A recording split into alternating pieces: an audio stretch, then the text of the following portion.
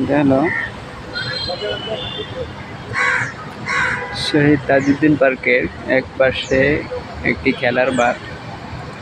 এখানে আমরা ছোট সময় এসে খেলাধুলা করতাম, বাট অনেকদিন ধরে আসা হয় না, প্রায় 10-15 বছর পরে আসা হয়েছে। দেখতে খুবই সুন্দর ছিল। পাশে তাল গাছ আছে, অনেক সুন্দর।